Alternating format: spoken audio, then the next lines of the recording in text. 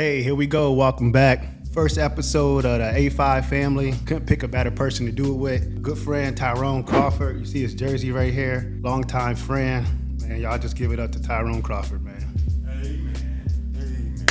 Appreciate you. Appreciate you having me on. So what I'm gonna do, I'm gonna start giving all the hosts some of my A5 gear. It's a brand, family-owned brand. Starting with clothing line. We're gonna do the podcast, all type of stuff. So here's the first one. Y'all can see that. It's the A5 family hat. Come on the show, man. Grab you one. Big love, brother. Big love, brother. I'm gonna toss this. Hey, don't talk about my cut now. I'm getting one tomorrow, and I'm gonna throw this on. Appreciate that, dog. Man, you got enough buttons for you to fit or what? Chill out. Seriously.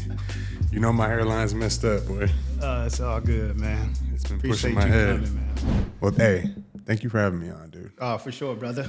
And most of all, thank you for having me on the first one. Ooh, very first one though. Powerful. Yeah. It's powerful. I mean, honestly, though, we've been talking about this for a minute, though. Like, Yeah. we were trying to put this together for a while between summer schedules, kids traveling, trying to get them everything they could do before school starts. And, All them kids. yeah, man. But it's here now, though. I put the room together probably 5 months ago. The room is sick. Yeah, still coming along, but It's proper. You got a lot of legends in here too. oh man, legend. I'm trying to get everybody on the podcast that's on the wall. Now, how sick would that be? No, that's live. Yeah. That's Especially sick. when you get K-Dub in here. Man, look, I got Sheesh. Church.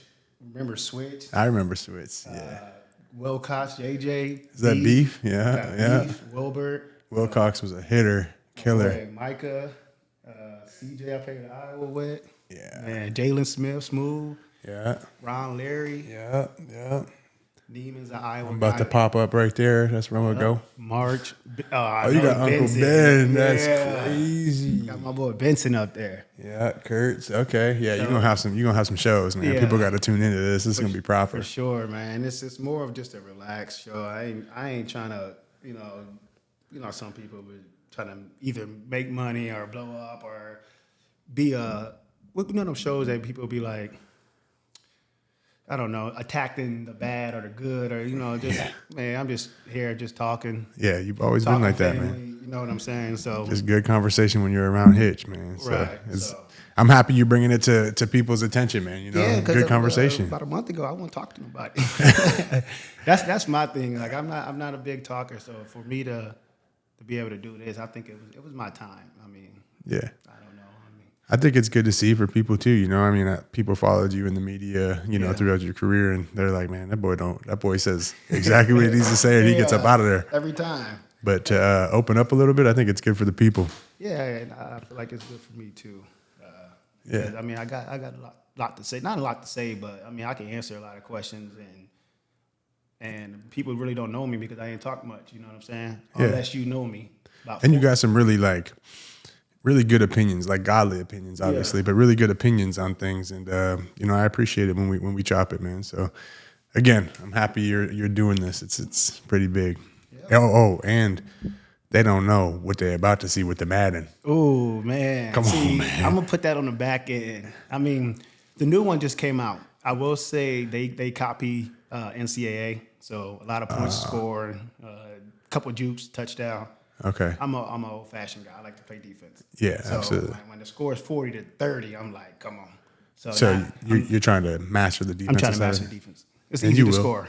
It's You easy will. to score, and that's what I did on the last year's one. Like I was showing you those clips and stuff. I was beating top 100, Yeah, top you're- 50, 20. You were taking down some dogs. Yeah, I got it recorded, but I ain't put it out there yet. So Well, I'm excited to see the live stream. Once you get up there and start taking boys down. Yeah. nobody wants to pre-record it. Nah, because we don't know. You can edit here, edit there. Yeah. Some people good at that, man. Got AIs out here now making a whole Madden game. Yeah, we got to see if you're pulling some kind of glitch. Because when you play me, it feels like you cheating. Yeah, some dude told me that the other day. Actually, man, I swear, I'm like, I run 5 or 6 plays. If you can't stop them, I don't think that's glitching. Nah. It's Five good to hear. That's good to hear, man. Yeah, for sure. That just means you good. Yeah, I mean, I played a lot of games though. I'm closing in on last year's man. I was closing in on like 1,000 games, like 900. That's a lot of games. I thought you was about to go into I'm a gamer, because I'm not trying to hear all that today. Yeah, I am a gamer because I could play about 4 different games. I could play Madden, 2K, decent in duty, but you got to stay up on. You're good in 2K? Yeah. Every year I'll make a guy, but then it gets repetitive and I'll stop. Yeah. Well, hopefully they change that up a little bit. Yeah. Yeah. But a little bit about that's just us talking. Yeah. That's just the normal talk right there. That's just what we do. Yeah, I got a sip of brandy. We start rolling. For sure. It's usually how it is. Appreciate the birthday gift. Just so y'all know, my birthday was in June. I had it. I had it for the party for the dinner we came to. I just, me, I just be forgetting. Yeah, man. It's almost September? Don't matter really. I guess no. Yeah, I got it. Cheers. I'm grateful. That's how they be, man. You give them 100, they want 120. Yep.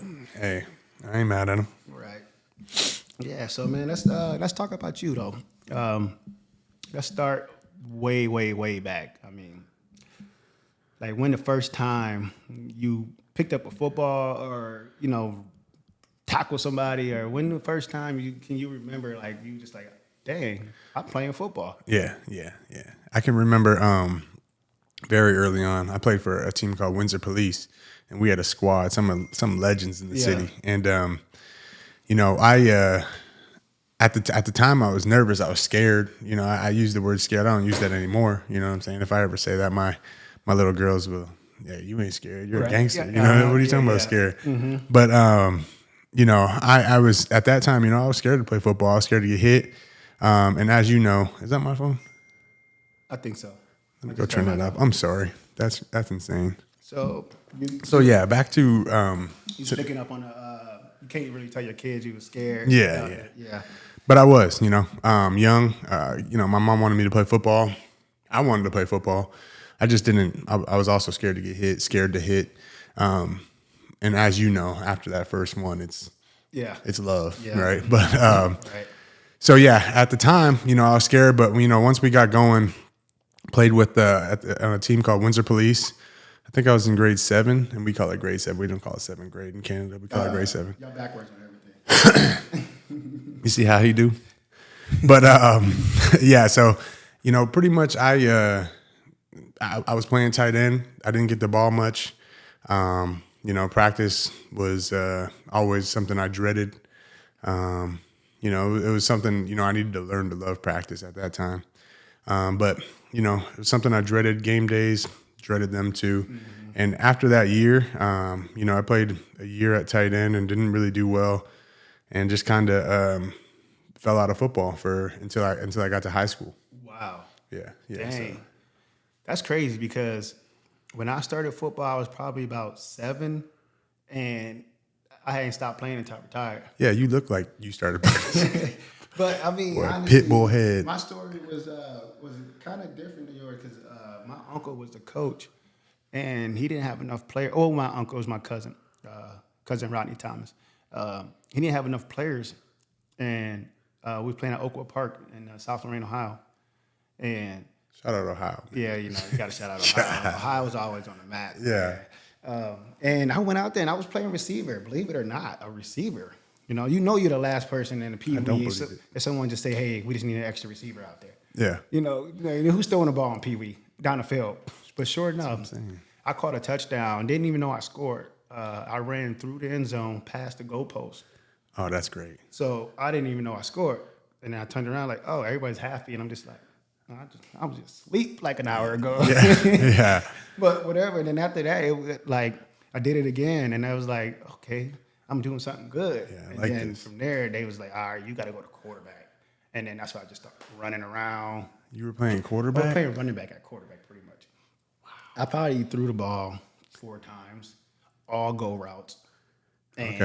Or we do a pitch and they throw it back to me and I got a choice to run or a pass. And you run. And I run. Selfish boy, I tell you. Bro, I'm telling you, back then it was like, I don't know. I fell in love with the touchdowns and the and then on defense I played linebacker. But it was one thing, like you said, you were scared to get hit. That was one thing I wanted to hit people, but I didn't want to get hit. So like if someone had the ball, I'd run full speed at them and then just throw my whole body at them. Yeah. But when I had the ball, you still did that. I'd run out of bounds or I'd slide and like things like that until I got to high school. Yeah. That's funny because you say that because, I mean, I could just remember, I'm talking about NFL stories now, but I can remember you doing the same thing, throwing your body, like I'm talking viciously into people. And I love it, you know what I'm saying? But like, it was never me. I was always a form tackle, like, you know, a proper tackle. You were just, pow, knock a dude out right there on the spot. But I love that. And that's what you have to have as a linebacker. You have to be a dog like that. So, you know, I appreciate it about you. And as we were playing together and, you know, you paid that back line. That's what you need in linebackers coming downhill. Sure. At least, you know, and it'll get an offensive lineman a little fearful of staying on that double team too long. You might get cracked. You know what I'm saying? Yeah, for sure. All that comes into play. Absolutely. So after that, when you got you said you stopped all the way to high school. So in high school, did you still play tight end or did you switch? So I went into high school thinking I wanted to play tight end, you know, and, you know, when I was young, you know, that's what it pretty much was going to be. But, you know, we didn't have a huge school and we didn't have a huge football team. I think we had like 21 guys throughout my whole. Oh, y'all was playing both ways. Yeah. So we were all playing both ways. Like most of us were playing both ways. And we had a pretty good high school team, but we didn't have a lot of guys. So, you know, we'd get worn out quick. Yeah. But, you know, starting from freshman, you know, I played a little bit of tight end, but then quickly moved to, which is crazy. Like I moved to like running back, outside linebacker, you know, quarterback at times. So I was pretty much doing kind of, you know, you probably did the same thing. We were just playing, you know, what we could play to, you know, win games. Yeah, the best player. Best position for the team. So for sure. Yeah, so I mean, I was out there, you know, all the way from, you know, freshman year to senior year. I mean, I played a lot of senior ball over there. We call 11 and 12 senior, and we call freshman is 9 and junior is 10. Oh, like a JV junior. Yeah. Call it JV. Yeah. So university. Yeah. So I mean, but at that time, dog, like I'm telling you, like basketball was like my hopes and dreams. You know what I'm saying? I can see you though, man. Yeah. Would you play the 4 or 5 just down there? I was just a 5, which, you know, I didn't, you know, obviously I was just playing because it was basketball and I loved it. And, you know, I was the biggest person at that time, but obviously I couldn't play a 5 in the league. Yeah. And, you know, I wasn't thinking that far ahead in basketball. I was just having fun. And yeah, we were dominating, man. We had a really good basketball team and, you know, we you know, pretty much won the championship every year. We had a really good basketball coach, Coach Guzmano. Shout out Coach Kuz. And yeah, I mean, we just run it up. But as far as football, Coach Curry, shout out Coach Curry, he got me into football and we ran it up in that too. So we had fun in that too. But, you know, high school was kind of just all over the place, every position, playing running back. I know you're going to pull it up on YouTube probably. Yeah, you got to. Yeah, absolutely. Come on, that's Derrick Henry. Like, there's no way in high school I'm tackling Derrick Henry. Because think about it. Like, tackling him now at 225, 230 is much. He probably was the same size. I mean, how much weight did you gain since high school? Like, man, I was probably 240 in high school. That's just crazy. You weighed more than I weigh throughout my whole life when you was a teenager. Yeah, that's just wild. It's sad, actually. Tackling someone like that, because I think I weighed like 170, 175 in high school. I can only imagine. That's like our O-lineman weighed like 230, 225. Yeah, I weighed more than our O-lineman. But yeah, I mean. Yeah, man, y'all better win some games when you got Derrick Henry. and not to mention, man, like, I had a fullback in front of me. You met him, Mike Atkinson. He's my boy. But he was 320 of just solid muscle. You know, he went to Boise first. He was actually the first one to go to Boise out of high school, and he went as a D tackle. And I mean, the guy's a tank, man. That's crazy. And he played fullback. He was running. Imagine someone blocking for you at the fullback at 320. It was bad news for people. And you 240. Bad news. And what is that? That's like 600 pounds. Yeah. Yeah. Dude, Just demolishing them. high school kids. I'm telling you, I still have like if I pop up in the city, like high school kids are like, dog, it was a nightmare playing y'all. Like I would cry before games. Man, can you imagine being 107? I thought I was pretty big at 175, so I feel like most high school people are like 150 to 165. It's like, can you imagine 600 pounds coming at you? Yeah. Like, I'm sorry, dog. Yeah, we was coming though. oh man. Yeah. But I mean, yeah, high school was great. High school was fun. Yeah, same here. I did. So my brother, when I moved in and got adopted by the Anderson family, he was actually the quarterback, and he was pretty good. I mean, he went to college and played a couple of years as well. So I only played. They called it Wildcat then. I actually threw the ball a couple of times too, but it was more for running like short yardage and stuff like that. But in high school, I didn't really play defense. The crazy part is I didn't play defense really until my senior year. I only played 3 years of high school. My freshman year, I played freshman, and then I suited for varsity. My sophomore year, I broke my back, so I didn't play my sophomore year. You talking about Mike Tyson? What do you mean you broke your back? Well, I didn't break it. I had it did slip. I think it was like one of my L's something. I can't even remember. Like I had like needles and something like tapping my back. Like, a little thing to crank it. Like it was hard for me to get out of the bed my sophomore year going to school. But then my junior year, I kind of like blew up. And then they put me on both sides of the ball. Like I went to Iowa on a freaking safety scholarship. On a safety scholarship?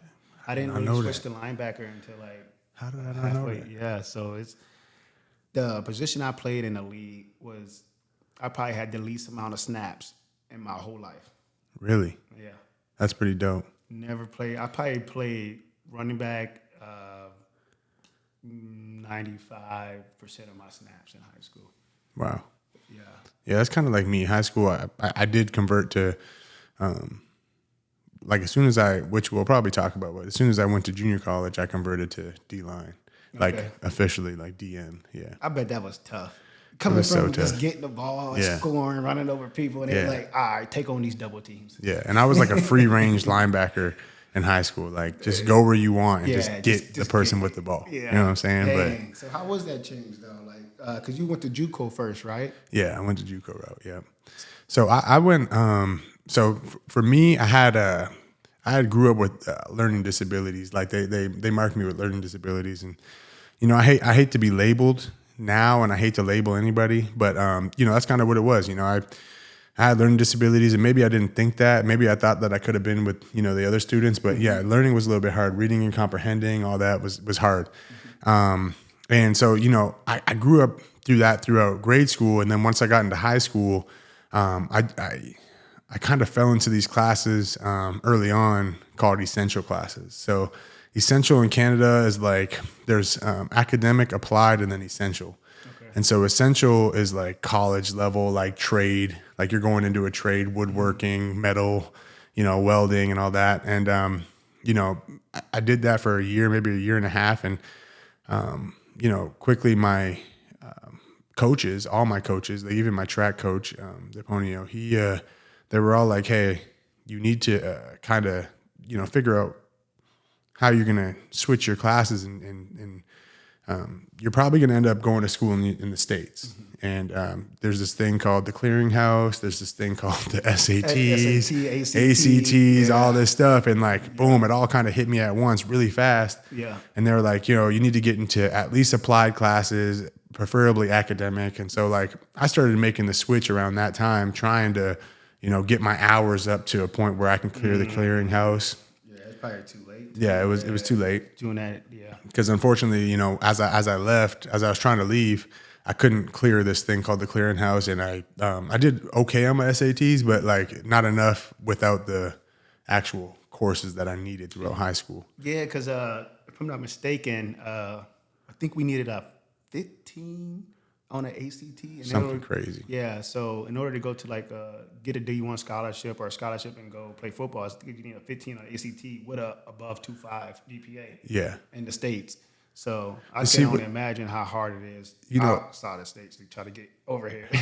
Yeah, and and I be coming obviously I know everybody that I've been a part of teammates with through JUCO, college, and then NFL, and sometimes I'll be talking to people, and I'm like, how did that process go for you? And they're like, yeah, man, I didn't do nothing. I was Like, about to say, yeah, that's what I was about to say next. Is like people that in the States that go to a JUCO, it's probably because they had all D's, they didn't take their ACT, or they did terrible on it, or didn't show up for it, and then like, hey, look, you got to go to JUCO for a year or two, get decent grades, and then you can transfer out. yeah, I'm sure you probably was getting decent grades or doing your trade school, or we call it JVS. It's a trade school that you do like the plumbing and welding and whatever you want to do, a carpenter or something like that. But yeah, so people just don't do nothing, and then they found out they're really good at sports. Yeah, they go to a JUCO, and then teachers like, hey, just get it 2.0, or just get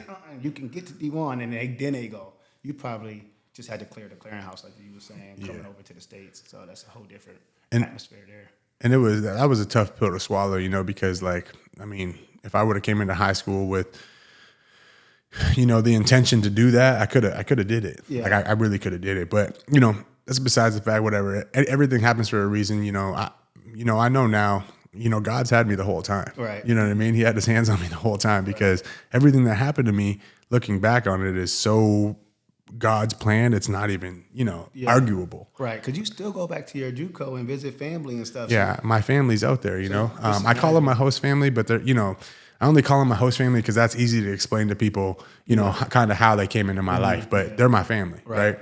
Yeah. And so, we were just out in California and we were visiting, Sean Lee and everybody out in Santa Barbara, and they popped in, and Sean took us all to dinner at his club, and it was my whole family. Yeah. What I would tell people, my host family, my whole family was there. Yeah. So that was awesome to see. My young buck McCoy, he's coming up, and he's actually getting a lot of scholarships in baseball, so he's doing his thing. You know what I mean? So he's my nephew. And I'm proud of him. But yeah, so from high school, I had to go to junior college. That's what I had to do. I mean, I had to go that route. It was just the way it was. But how I ended up at Bakersfield was I went to over to Michigan State, which was a hop over the border, as you know, from Windsor. Mm-hmm. And so we drove an hour to Michigan State, and I did a camp there. And the D-line coach was like, "Man, love the way you play. Just wish you could clear the clearinghouse. Blah, blah, blah. That's not going to happen." So let me give you this coach's information from a JUCO that we love to recruit out of. And the name of the coach was Coach Chudy at Bakersfield College in Bakersfield, California. Okay. And I was like, wow, that's crazy. Okay, cool. I'll reach out, but I didn't reach out yet. And then Boise comes in, and the D-line coach, Coach K, was coming to recruit me. From high school, and he came to a basketball game, and I knew that he was there, so I was like, man, I'm yamming at least 3 times. I was acting up. Yeah, So I got at least 3 dunks. I was just showing explosion at that time, and explosion for me is what I think an athlete really stands out, where the standout is, and so I was trying to display my explosion, to Coach K, and he talked to me after, and he's like, I wish we can clear the clearinghouse, but here's a JUCO that we love, and the coach and the program, and his name's Coach Chudy's, Bakersfield, California. And I was like, bing, dang. There's a sign, saying like, that's it. Like, God's talking to me. So I went that route, man. I reached out to Coach Chudy, and they reached out to Coach Chudy, and it was kind of like an easy mesh, and, went there for 2 years. And again, this is where I kind of, made my switch from, I don't know what I was, everything to just D-line. Yeah. And he pretty much told me, he's like, man, you could play tight end, and like, that's fun, but like in the league, like they love D-linemen. Yeah. And I was like, okay, so let me try this D-line thing. For sure, especially D-linemen, man. I mean, everyone loves a good, dependable D-lineman that's going to do their job every time. Absolutely. Because I mean, if you slide out your gap, and that's a touchdown. You know what I mean? That's it starts right there. So that's an important position. If you don't mind me asking, what's the last name of the family, your host family? Westendorf. Westendorf, yeah. All right. Yeah. So how did the Westendorf family, because you're still in contact with them? You don't usually stay in contact with people for this long if they ain't either impact you or still impacting you or helped you along the way. Yeah. You feel like you had to come back and still show them how grateful you was for the opportunity. Because I went to just Iowa, so I'm guessing the host family probably like took you in, helped you out, get you some food or maybe a dinner on Friday, something, you know what I'm saying? Something to keep you motivated, either if it was text messages or gatherings. So when you're away from your family, you still feel like you still have a family, you know? Yeah. So, I mean, I know you know this, but, you know, and I don't talk about it much, but I'm going to talk about it on your show because it's your show. And I love you. And so we're going to do this. But so when I was in JUCO, I had my first year and I was with a whole bunch of out of state guys, you know, who I love. You know, they're all my guys. They're brothers to me. And, you know, we're kind of falling off the path. Right. So we were rocking and, you know, doing our thing on the field for sure. Like I had a great first year. My roommates had a great first year and we all did well, but outside of football, we were kind of acting up. We were doing some things that we probably shouldn't have been doing. Our coach would warn us about things that we shouldn't do and we would do, you know what I mean? And come on now, we know about that now. Looking back at our lives, you know, we should not do these things. Right. But, you know, so one time, I will say, let me back up. Sam, my host brother, who I call my brother, every Sunday he picked me up for Sunday dinner. Okay. You know, that first year that I was in junior college. And so I would go over to the Westendorf's house, or there was a couple other families in the neighborhood that were, you know, that I still call, you know, family as well, that were in the neighborhood that would host Sunday dinner. And, you know, we would kind of just, you know, do a little study and then have dinner and just have some good camaraderie. Yeah. And so I did that for a year and, you know, just loved everybody around there and loved the, you know, the chemistry that everyone had. And, but I would just go back from Sunday. I'd go right into, you know, my week with my roommates and we'd be acting up. Right. Yeah. So I was falling off this path. And at the end of the year, you know, we kind of have in JUCO, you know, it's the 2 year span. So like there's some guys that are leaving the first year. And so after their first year, they're leaving. So we would go out and celebrate. And one of my guys, Jay, you know, he was leaving. He got a scholarship. He's heading back to Texas. And, you know, we were like, let's celebrate. You know, we went out and we had some drinks. And we ended up, you know, getting in a fight at a party. And I ended up getting stabbed. Long story short, I ended up getting stabbed. Went to the hospital. You know, I tried to call my mom. Things were happening where I couldn't call my mom. And so I eventually ended up calling my mom, calling my brother, and telling them, hey, like I got stabbed, but, you know, I should be okay. You know, the doctor's telling me I should be okay, but my mom comes and she's like, listen, we're not doing this. You're going home. Yeah. Like, you're coming back to Canada. Like, I'm not doing this. Like, she was having there was no games played. Like, when she walked into the room, I can tell it wasn't good news for my dreams that I've had for football, right? Yeah. So she didn't care nothing about those dreams. She was like, you're coming home. Like, you're getting back to Canada. We're not doing this. And, you know, thank God that I've had the family, the Westendorf family in my life for the past year. And my mom knew about them, but also my coach knew about them. And, you know, everyone knew kind of, you know, about them. And they calmed my mom down and talked to her, and Mary talked to my mom, who's my host mom. Talked to my mom and really just calmed her down, had us at the house for, you know, a week as I was recovering, and just was like, and my mom came to me at the end of the week and she's like, if you want to stay, you can stay, but you're not going to be far from this family. Like, this family's going to kind of like lead you going forward. And so, you know, they offered me, you know, a place to stay and kind of to get out of the way of, you know, what was going on where I was living. And, yeah, you know, so I obviously took that opportunity and they changed my life, man. Yeah. So like from then on, you know, I just kind of was smooth sailing, focused on everything I needed to focus on to get to the next level. And, you know, so was Sam at the same time. You know, he was trying to go in baseball and I was trying to go in football. And so we were working hard, eating good, and just doing all the right things, you know. So, and then within that time, I met Kelsey, my wife now. and just like so many things. So my family, Kelsey, the lessons I learned from being stabbed, immediately really accepting Jesus at that time. Not just saying not just saying it, but really accepting Jesus. Like, I always prayed, and I always believed in my angels that would watch over me. I had a lot of passed on family members. Sorry. And I would pray to them. And I would always say, like, thank you, angels. I still do. But, I know that I was watched over that night, so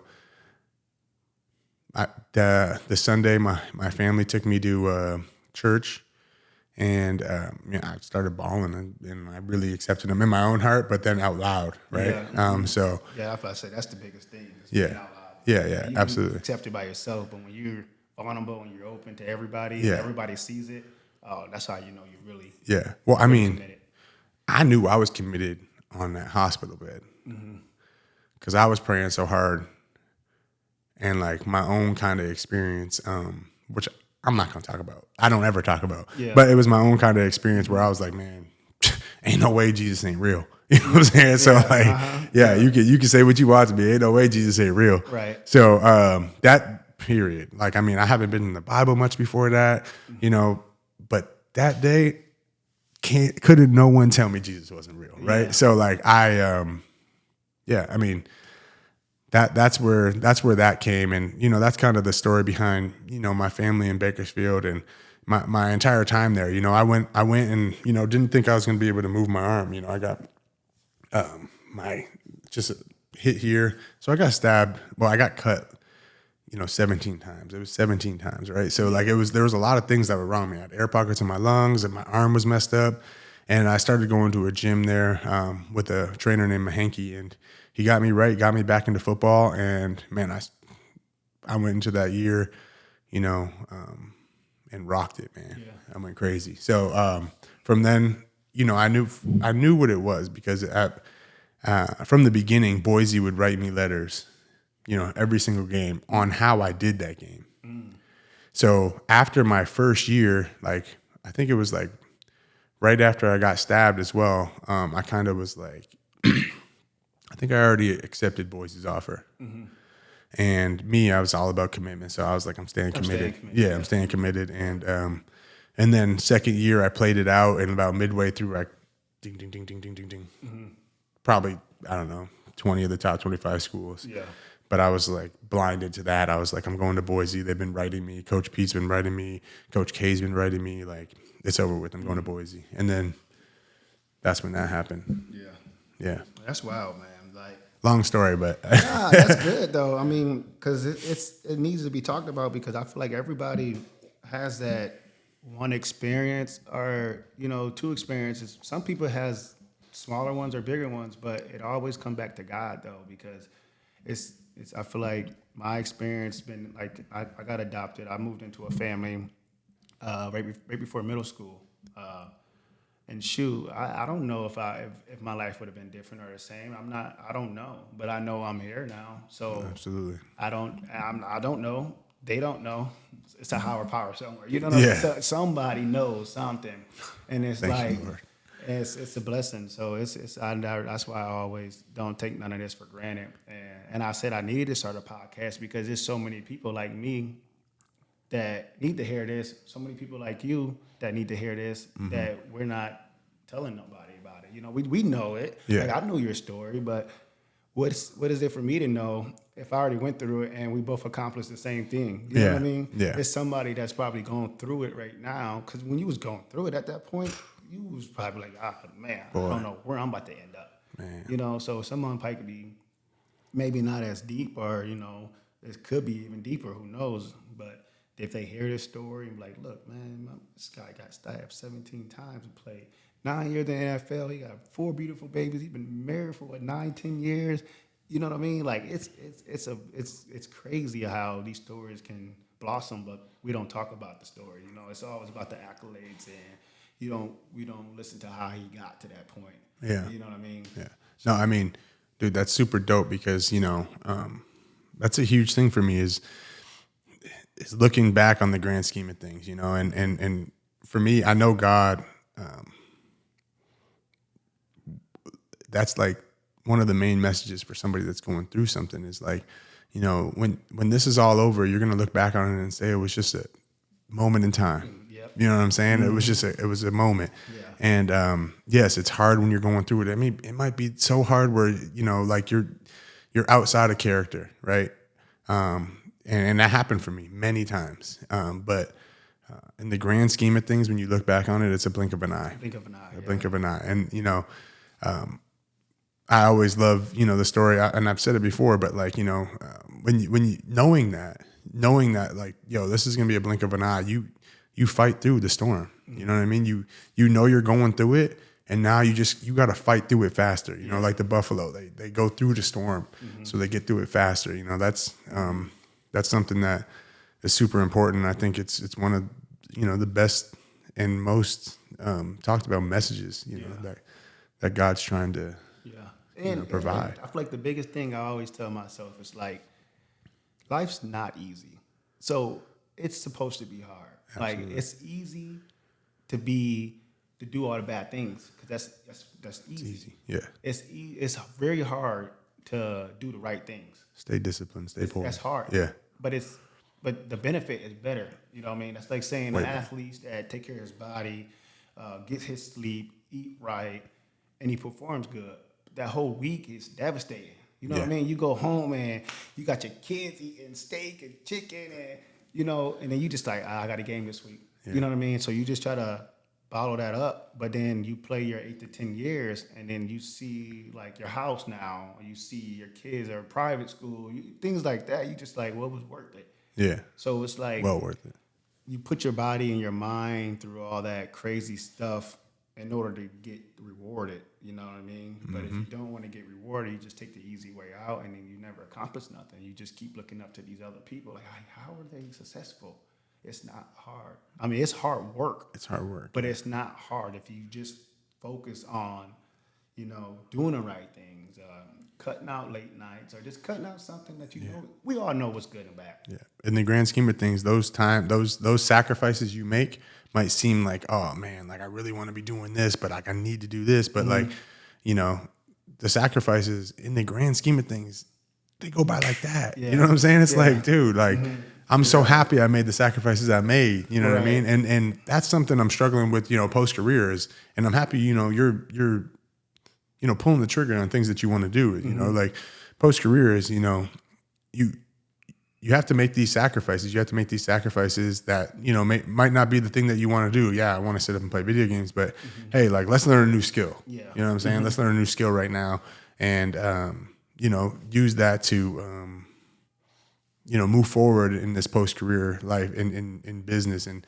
you know, I feel like Coach Marinelli always said, you know, when a man stops working, he dies. He dies. Yeah, and like for me, it's like, you know, I even if when a man stops growing, when a man stops pursuing something, you know what I mean? So that's why I always try and, you know, sit back, reevaluate what's going on in my life and make the necessary sacrifices I need to make to, you know, go forward. You know what I mean? And I always got to think about, you know, what I did in football, you know, like in the grand scheme of things, yes, it was tough in the moment, but you know, those times were short and it doesn't feel like anything now. Yeah. Right. Yeah. Yeah, I feel the same way with that because it's like you dedicate your time, you know, and it's something during the season. I mean, it's hard. You got a wife at home, you got kids at home. Like that could be dedicated, like, or you like, damn, I want to go get up in the middle of the night, but I have a game, and you see your wife get up, you just like, dang. Yeah. So like even that eats on you, or it's like I honestly put down football because I could have played another year or so, but I put down football is because we would just had a baby, and I'm just like, look, she raised both of them by herself when I'm in practice, so I was like, look, I'm gonna take this shift, you know what I mean? Yeah. And I tell you what, that was the hardest thing. Forget a 2-day. Yeah. Forget the pads. Boy, let me tell you. I tell you what. I know all about it. I mean, you take that night shift. Yeah. How many times have you been playing the game? I pause. Yep. 3 hours. Every 3 hours. You know what I mean? So I remember being on the game with you and my daughter started choking or something like that. Oh, yeah. Gotta go. Oh, boom. Dropped everything. Yeah. Gone. You know what I'm saying, man? Families. Hospital. Like, what? Yeah, family's everything, bro. Yeah, so I mean, it's sacrifices in everything you do. Like, and I always say, anything I do, I want to try to be the best I can be. I'm not looking at like even like this podcast right here. I'm not trying to be the number one pod. No, I'm just here just talking. I'm just trying to be the best host and then get other people's stories and then continue to share my story because I feel like the more we talk, the more we open. I mean, we men just in general. Like you said, oh, when I lay on a hospital bed. Oh yeah, that's just for me to know. I just know you know what I'm saying. So it's like things like that maybe that's just one episode. Some people got 4 episodes of that in them. You know what I mean? So it's like in order to get that out of somebody, you need to talk to somebody that you trust. 2, you're very comfortable, and 3, you won't be judged. The judge is the biggest part because if you say something like that, and you're like, oh my God, this dude, you know what I mean? So it's like all those things. I want this podcast to be where it's like it's open. If you whatever you say, you're like, oh yeah, take that out. Oh, it's gone. You know what I mean? Because I'm not here to either get fame or lose fame. It's all about talking. I mean, you're all right. That's what I'm saying. You're doing okay, boy. We're not really worrying about all that. When you send me the Father's Playbook, I think that was one of the things for the podcast, and I like the brand is A5Family, but I do still want to think about a name. So. Man. Yeah. So we're gonna keep in contact because you got the names. Like you good with that. You bringing up stuff like I don't know. You're very organized on your brain when it comes to putting stuff together like a full picture, and that's impressive. I mean, all I know is whatever this becomes, it's gonna be great. You know what I mean? Like I don't even know if it needs a name, boy. You know what I'm saying? Like you could just rock. Yeah. Just tune in. Intros are always good. Names are always good and stuff. But man, this is, dog. If you wanted to call it the Anthony Hitchens Show, it don't matter, dog. Yeah. Like your conversations with people. I mean, you bring the best out of people, and I mean, people love you. You know what I'm saying? Like your guys around here, dog. They'll pop in here like that. You know what I mean? So it's like not even this is. It's crazy for a guy that don't talk that much. Yeah. Like people. But no, you don't. You don't talk outside of us, you know what I'm saying? Like you be talking a lot. Yeah, when I get to know you, we can talk. We can brainstorm. But like, I just feel like I'm still getting calls from people in the league that's asking me questions or how I'm doing and stuff like that. So it's just like awesome. That was weird to me. Like in my mind, I'm like, dang, should I be a coach? And I was like, no. Let me just bring them on the show and get them to open up. I told you, if you want to go run up a high school out here, I got your back. We can do that, but the process, man, Texas is crazy. And then you got to teach. So then we got to go back to school. Yeah. I'll teach some phys ed. Boy, yeah. I'm about to say, I'll be your gym teacher. We're gonna have all the football players on. Absolutely. Y'all got to take gym class. Explosion program. Period 4. We're gonna run football plays. Explosion program. Yeah, period 4. Hey, period 4. If you are an athlete, hey, get 4. We got to run some plays. You thought it was gonna be sweet. Yeah, they gonna have the girls holding bags. Yeah, that's funny. But yeah. So the fun part though. So once you got drafted, and you with the Cowboys. Because I remember when I first got drafted with the Cowboys, there was 3 names that everybody always talked about, and it was the captains on defense. It was you, Church, and Sean Lee. So like when I first came in, I think that was probably your first year you got paid. My first year, you're like going into your 3rd year, I think. What year? It was at the Gaylord. 14? 14. Yeah, it was at the Gaylord, and everybody was like going crazy. I'm just like, then I'm just like, all right. So like, I mean, obviously Dallas ain't playing anybody because we all know that, you know. So it's like, what did you change anything from Baker's when you got to the league? Because I know you're dealing with some injuries early on, but it obviously didn't affect your play because they still loved you and all that, and you was a captain. So what was the transition? Because you went to a JUCO and then Boise. Mm-hmm. So did you do 4 years at Boise as well? No. So I did 2 years in JUCO, and then I did 2 years at 1.5 year, whatever, at Boise. Mm-hmm. And so, I played 2 seasons at Boise, kind of backed up a little bit my first year. And then my second year started and just we had a decently good D-line. I think all of us got drafted across the D-line, or at least we're playing for an NFL roster the next year. Mm-hmm. And then, so I mean, when I got drafted in 2012 and, immediately came into Cowboys, and shoot, man, I played 18 snaps a game probably behind some of the big dogs, Kenyon Coleman, Marcus Spears, Hatch. Hatch, okay. All Yep, right. big Hatch, yep. Hatch, that boy was Jay throwing people. Ratliff, you know what I mean? Ratliff, because did he end up leaving, going to Washington when I first got there? Yep. Okay, yeah. And then, and then Wheezy, D. Ware, Anthony Spencer, all those guys. You know what I mean? Like Spence. killers, man, killers. So like, I had a really good group of vets that kind of taught me, showed me the ropes. Bang, bang, bang. I felt really comfortable going into my second year, tear my Achilles in training camp. Yeah. So I mean, like, and that year we ended up we went from Rob Ryan to Coach Kiffin as a coordinator, and we were kind of, we switched defense completely, and I loved how Marinelli ran the ends and the under tackle, but like I was an end at this point. Yeah. So I sat out for a year because of the Achilles, and then came back in 2014, and we had a good time, man. I went from end for like 3 games to under tackle for the rest of the season, and had a great year. And then the following year, kind of going into the following year, I ended up getting my second contract, and yeah, I mean, Man, that's crazy, bro. So just think about this, man. So you was, first of all, you had to leave a whole country, right? You had to go to JUCO because of the academic curriculum, whatever. So that's a whole different mindset. That's your first roadblock. And then you get to a JUCO and get into some mess, end up on a hospital bed, And then you get to the league, right? Yeah. And tear your Achilles. Go from a Bob Ryan's 3-4 defense to a Rob Marinelli Kiffin 4-3 when you went from a under tackle, and you still get paid. So this is year. That's every year there's a roadblock, and then you still went through it. If you think about that, and then you still go on and play 5 more years after that. Yeah.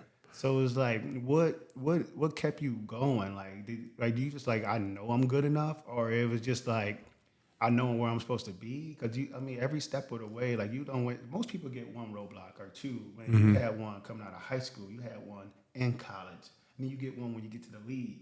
You know what I mean? So it's like back to back to back.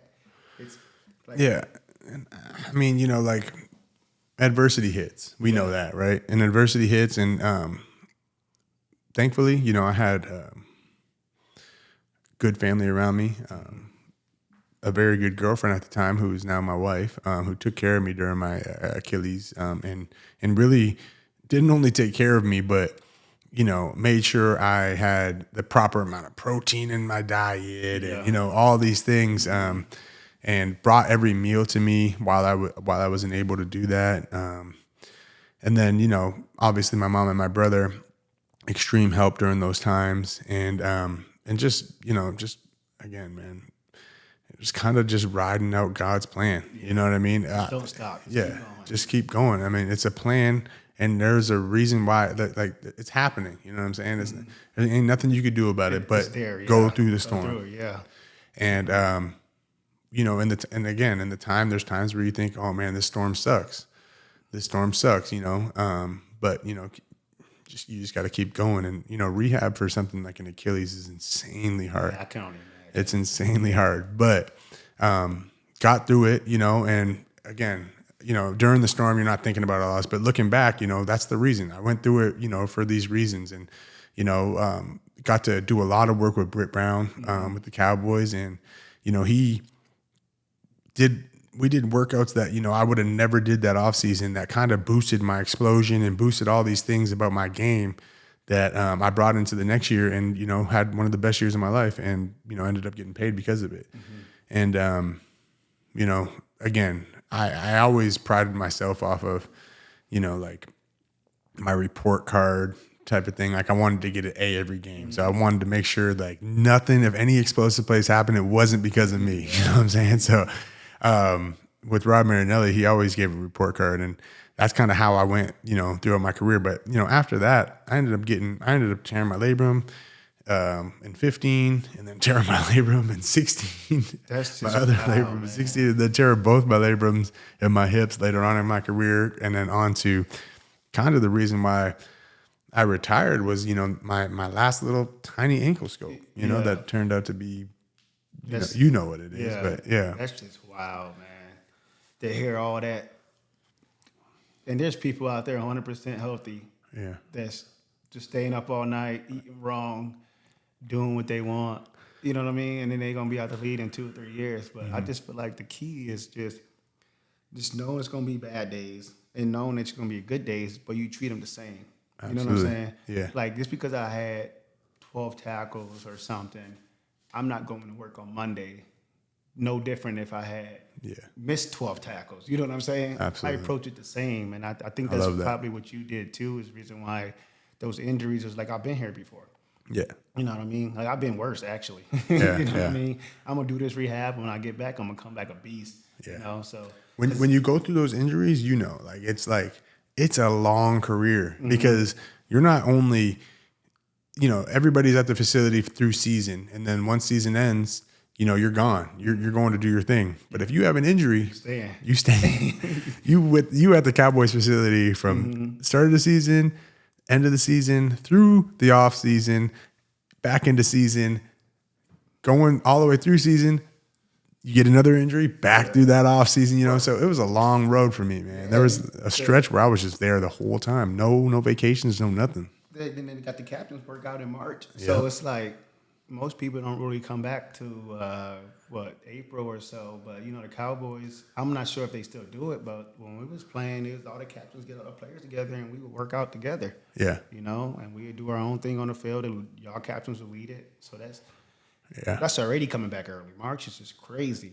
Yeah, I mean for the Cowboys, season ends in January, February, March. You rehabbing for February, you come back middle of March with the captains. Rocking.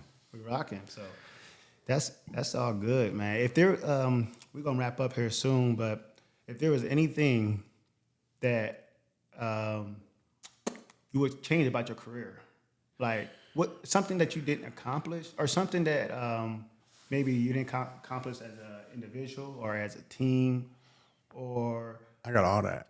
Oh, you got it all. Both. Okay, so team, individual. Let's start with yourself. If there was something that obviously our careers are over. We ain't going back to. So it is what it is. I ain't tripping. I'm gonna say this company. It ain't a big deal. It's over. Right? That's all right. But if there's anything that you personally, either you deserve or that you just didn't get, whether it was missed a couple games or there was just that many people that good at that position at the time, because I know you played nose one, like I smack your butt, you shift to a shade, and and you play a 3 depending on the tight end moves. So one's never really still in that Marinelli defense, especially when it's an over or under front. So it's like, if there's anything that you wish, or not, I wouldn't say wish, anything that you would have wanted to, because wishing is different. Wishing is like you can never accomplish it, because you can accomplish pretty much anything in the football once you get to that level. It's all about, a lot of it is luck, injuries, right place at the right time. Shoot, 2 interceptions by D tackle off a tip screen. Yeah. You're all pro. All pro. You know what I mean? So it's like, is there anything like that? Yeah. So for me, personally, like my goals going in were, all pro, Pro Bowl, Super Bowl, So for individual, all pro and Pro Bowl were definitely like something I wanted to accomplish. And every year I wanted to accomplish that. Like that was the goal, you know what I mean? So to play that well. And then to play that well alongside my teammates who are also playing that well, so we can win a Super Bowl. Okay. But again, like, I don't try and look back on those things, and I don't look back on those things in anger or anything like that, because again, this is God's plan, man. I don't question it. Not use the word wish, because it's supposed to happen that way. You know what I mean? So it's hard to wish for something that wasn't supposed to happen. Right. You know Absolutely. what I mean? So it's hard to use that word. So it's like, So everything that happened for a reason. But my goals going into my NFL career were those things. Yeah, and I wanted things that, obviously God didn't want me to have, and which is definitely for a great reason. You know what I mean? I could have went either way with, you know, some success in those in those areas. Maybe you work better when it's tough, when it's hard, when it's you're not getting what you want. You know, maybe some people need that, oh, you're good, in order to keep going. You know what I'm saying? Like I feel like we work is like you tell me I'm nothing, I'm gonna grind. You tell me I'm the best thing walking, I'm gonna grind. Absolutely. So God's gonna give you the harder way every time, so you're gonna get the best out of you. So and I you know, that's one thing I appreciate, man, because that's exactly what it did. You know what I mean? Like it brought some dog out of me. Yeah, you had to dig deep. And again, like for me, like football, I love football, but like what I really love is the battle. The battle, you know, the work, the grind, the man versus man or man versus two men. Like I wasn't worried about none of them. Yeah. You know what I'm saying? Like I wanted all that work. You know what I mean? I'm running around at 225. So my biggest thing was when I get to hit a 320-pound lineman and just throw them on the floor. Yeah. Like you could see me probably sometimes on film where I would throw somebody and take a quick look and then try to get back to the ball. Like, dang, I just did that. Oh, I watched you a lot. So it was like for me that was like a big thing for me. Like look, bro, I'm about to go and I'm gonna throw this 100-pound guy. He weighs 100 more pounds than me. I'm gonna throw him on the floor. You know what I mean? So it was good. But for me, accomplishment like in a career, like obviously, you know, we won a Super Bowl, and I really had no goals. I never had a goal of winning a Super Bowl. Honestly, never in my life. Personal though. Personal, I always wanted to be the tackler, like leading tackler in one season. My first year in Kansas City, I'm gonna lie and say top 5. I might have been higher, but I don't want to say top 2, and I was like 10. Yeah. But I was at one point I was running with the top 3 for a good 6 to 8, maybe 10 weeks of the season. Beast. So that was always my thing because I was known for being a secure tackler. And like for me, if I ever coached or anything like that with linebackers, you want a linebacker that can tackle. All that other stuff is extra. Yeah. But once it gets to that next second level, you do not want to get into the DBs because once you get to the DBs, let's just be honest. It's not. Yeah. It's not supposed to be for them. Yeah, it's a hard tackle. You tell me you got this whole space and this one-on-one. You know what I mean? You just trying to get them down at that point. You ain't thinking about form or anything like that. So having great tacklers at the second level I always pride myself on that. And I would say that would be the one thing that I didn't accomplish is like 1 year out of my 8 being a leading tackler. Obviously, during my career, I started splitting reps, so that was kind of hard to do. But I had a good, solid 3 years to get that done. 4th year in Dallas, 5th, 6th, first 2 years in Kansas. So I had a solid 3-year run where I was over 100 tackles, 90-ish, but people out here getting 175 tackles, you know. Which is crazy, but our offense will hold the ball and can't see it. There's different situations. Like, 100 yards, and then, you know, so it's like what I say, it's a lot of luck to go into that. You know. Yeah. You know, maybe they had a bad offense, 3 and out. Yep. KC putting up 40 points. You know. Absolutely. What I mean? So I would say that's one of them. I mean, obviously the ultimate goal is a Super Bowl. Yeah. I got to play in 2, and I got to play in 2 AFC championships, which is crazy. It's crazy. 4 years. 4 AFC championships. Yeah. 2 Super Bowls. Yeah. It's a squad. Yeah. They still going, man. They won still going. I just don't understand it. Yeah. So, I mean, good for them. Is it like Brett Veach? This is something I have to ask you. I don't like, we don't talk about this, right? Like, but like, what was the difference, dog? And I know, like, listen, you could get too real sometimes, so just keep it kosher, bro. Don't get me pissed off about the Cowboys now. I'm not bringing in Cowboys. I'm not bringing in anything. I'm just going to talk about the Chiefs and how they run theirs, you know. Yeah. And you can take that back and see how the Cowboys run their stuff. I've only been in 2 organizations, so I don't know no other. I mean, other than, you know, talking to our boys and stuff. So I will say this: Kansas City practices. I'm talking about practices, and like, it sucks. But we had Coach Garrett, so like, what do we mean by practice? Like, see, he practiced with pads. He had a physical practice. Yeah. So you coming off physically hurt. Yeah. We coming off mentally drained. We getting 7-on-7. We getting plays like bah, bah, bah, bah, bah, 100 plays, bah, bah, bah, bah. So you so tired And all you can just think about is your responsibility. Yeah. So when those times came up in a game, we was ready for them. You know what I mean? There was so many times, if you ever look on like teams getting scored, the defense is probably tired, long drives. You know what I mean? And if you're already banging practice all week, now you're physically tired. And now you're mentally tired because you're just tired. Yeah. You're not winning that battle. You know what I mean? So, and I also think quarterback play is huge.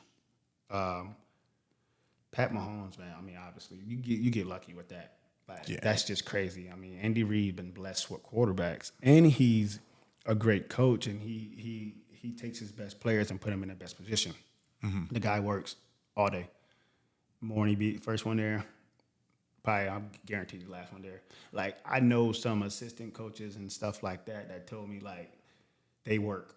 Yeah. Like, forget those breaks and all. We're winning. Just the window was so small. Like, He's going to look back on it and be like, man, that was it was the greatest thing a ever. great career, and I still got, whatever. I had a you don't coach. know how much time, but, you still like, hey, you had this career. You did your best at it.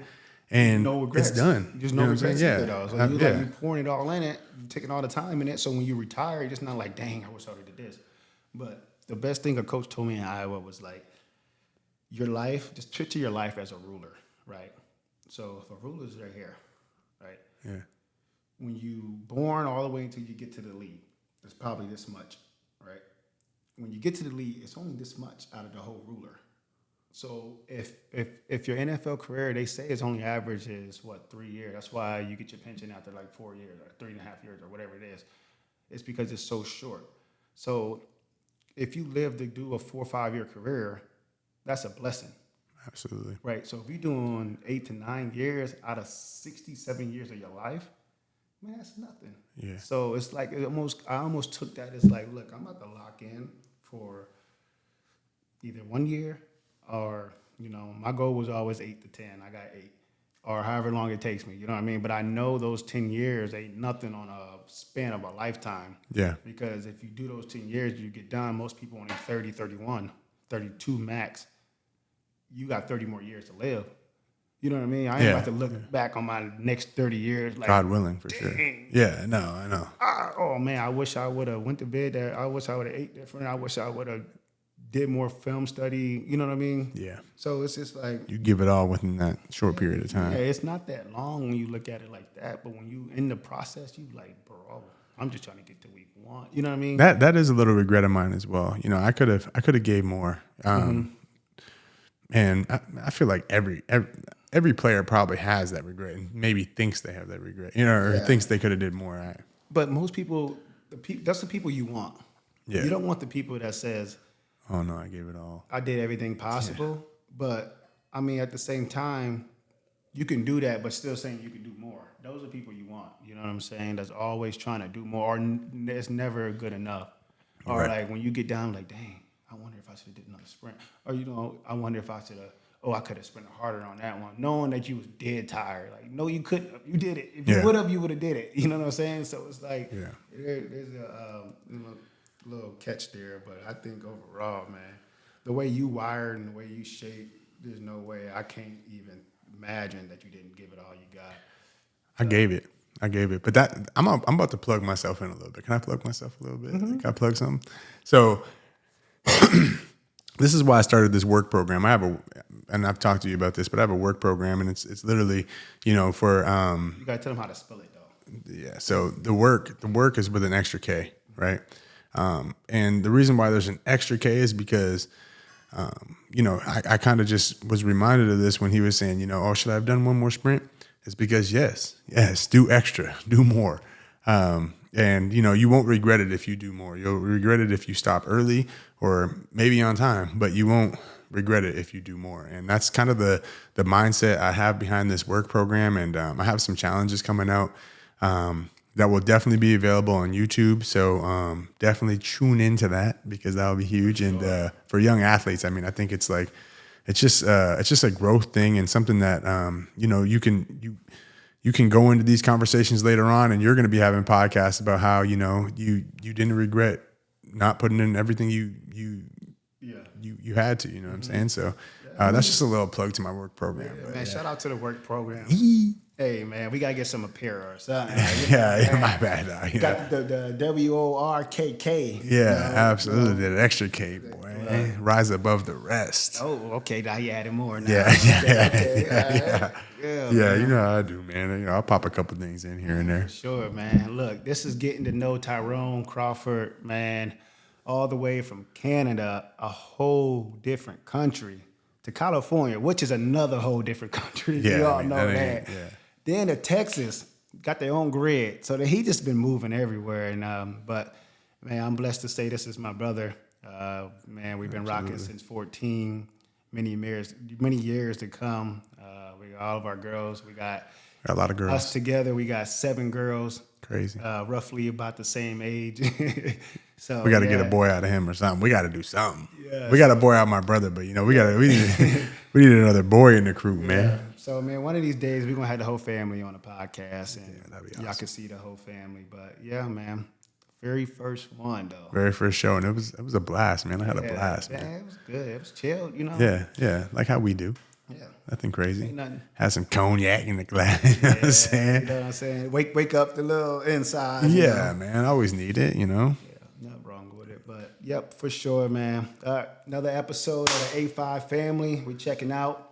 Many more to come.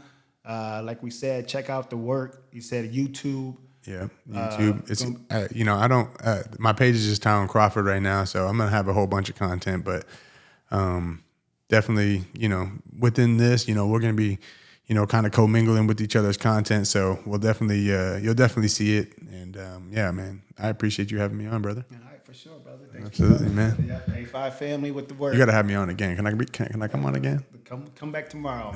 Yeah, I'll be. All right, y'all. Peace.